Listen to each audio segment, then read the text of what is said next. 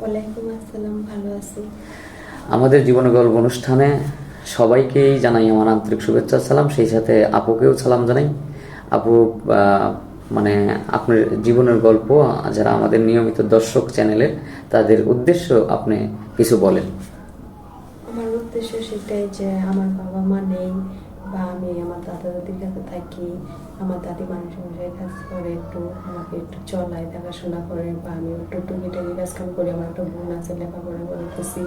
আর এখানে আসার উদ্দেশ্য হচ্ছে যে আমার ফ্যামিলি পরিবার নাই তেমন ধরার মতন। আর আমি সুখী হওয়ার জন্য একটা সংসার বা ভালো একটা মনের মানুষ ছেলে চাই, যে আমাকে বিয়ে করে মাইনা নেবে, যে গরিব। আমি তার মাধ্যমে এখানে আসা। যৌতুক কোনো কিছু দিতে পারবে না। যৌতুক দিতে পারবেন না, আপনি জি। চাচ্ছেন একজন ভালো মনের মানুষ। এখন মনে করেন যে ভালো মনের মানুষ বলতে, যেহেতু আপনি গরিব, অসহায়, আর আপনি তো দেখতে শুনতে অনেক সুন্দর, তো আপনার লাইফ পার্টনার হিসেবে কেমন ছেলে চাচ্ছেন? বয়স্ক হলেও কোনো সমস্যা নাই, তবে যেন আমি যেন গরিব, উনি কিরকম থাকবে তা আমি জানি না, আল্লাহ কিরকম মিলাবে। কিন্তু যদি আমার মাধ্যমে গরিব আসুক বা বড় লোক আসুক, ওটা কোনো বিষয় না। কিন্তু বয়স্ক দিয়েও কোনো বিষয় না, কিন্তু আমাকে গ্রহণ করে নেবে কিনা সেটাই বিষয়। যে সেটাই আমার বিষয়, বাবা মা নাই, কিছু নাই, অনাথ, এখন ওইটা ভুলে যাতে যদি এরকম আমাকে কোনো অবহেলা না করে। অবহেলা না করে, যাতে জি। আপনাকে মানে ভালো রাখে আর কি, জি। দু মুঠো ডাল ভাত খাওয়াইতে পারে, জি। ভালো ব্যবহার, নামাজ কালাম পড়বে বা আপনিও নামাজ কালাম পড়বেন, এরকম একটা ধার্মিক ব্যক্তি চাইতেছেন। হ্যাঁ। জি। বয়স 40-45 হোক বা 30 হোক, 25 হোক, এটা কোনো আপনার কাছে ম্যাটার না। না। আপনার দাদা অসুস্থ না, এখন দাদি পরের বাড়ি কাজ করে, জি।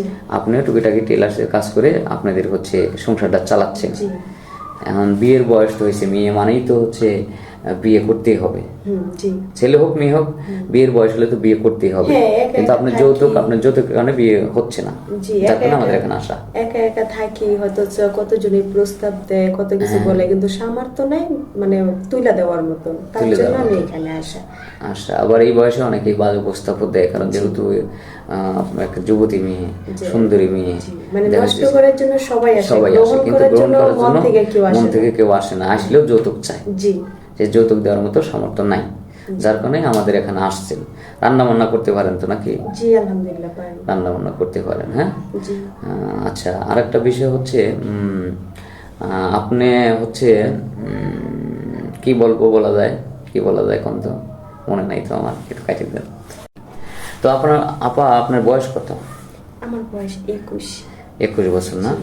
আচ্ছা, মনে করেন যে এমন একজন ব্যক্তি আছে, প্রবাসে থাকে, কিন্তু তার বউ আছে, কিন্তু বউটা অসুস্থ, সে সুখী না, তার বাচ্চা কাচ্চা আছে, তো টাকা পয়সা আছে, আপনাকে মানে সে সংসার নিলে কোনো অসুখে হবেন না, ইনশাল্লাহ সুখেই থাকবেন, কিন্তু তার সমস্যা বউ আছে, অনেকে বউ দেখে বিয়ে করতে চায় না, এমন কোনো ব্যক্তি আপনাকে বিয়ের প্রস্তাব দিলে বিয়ে করবেন? আলহামদুলিল্লাহ আমি করব, কিন্তু আমার গরিব বলে যেন অবহেলা না করে। আমি ওখানে ডাইল ভাত খাইয়া সুখে থাকলেই আমি আলহামদুলিল্লাহ। ধন্যবাদ, কথা শুনে খুব ভালো লাগলো।